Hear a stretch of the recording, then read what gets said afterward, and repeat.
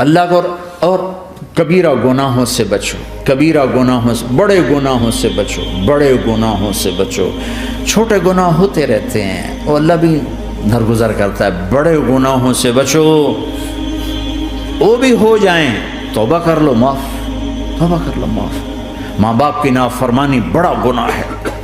ایک صحابی کی بیگم نے کہا یا رسول اللہ میرے خاوند موت کی حالت میں کلمہ نہیں پڑھا جا رہا، علقمہ۔ آپ دوڑے ہوئے گئے، آپ نے کہا بیٹا کلمہ پڑھو، کہا جی نہیں پڑھا جا رہا، بول رہے ہیں، کہا جی پڑھا نہیں جا رہا۔ کہا کیوں؟ پھر آپ نے ایک دم کہا کوئی ماں باپ میں زندہ؟ کہا جی ماں۔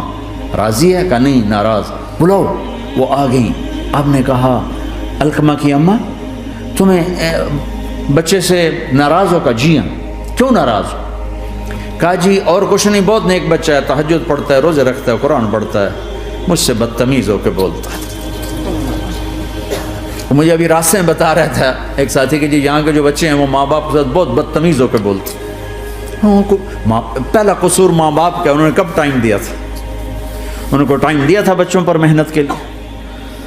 کہا یا رسول اللہ اور کچھ نہیں ہے، بدتمیز ہو کے بولتا ہے۔ تو آپ نے کہا معاف کر دے۔ کہا میرا دل ٹوٹا ہوا ہے۔ آپ نے کہا اچھا اگر میں اسے آگ لگاؤں پھر سفارش کرو گی، معاف کرو گی؟ کہا پھر تو کروں گی، اتنا تو میں نہیں سہ سکتی۔ کہ اگر تو نے معاف نہ کیا تو سیدھا اللہ کی آگ میں جائے گا۔ ہے کون؟ صحابی۔ آپ نے کہا اچھا یا رسول اللہ میں معاف کرتی ہوں، میں معاف کرتی ہوں۔ تو آپ نے کہا بیٹا کہو لا الہ الا اللہ، تو اس کے کہا لا الہ الا اللہ اور جان نکل گئی۔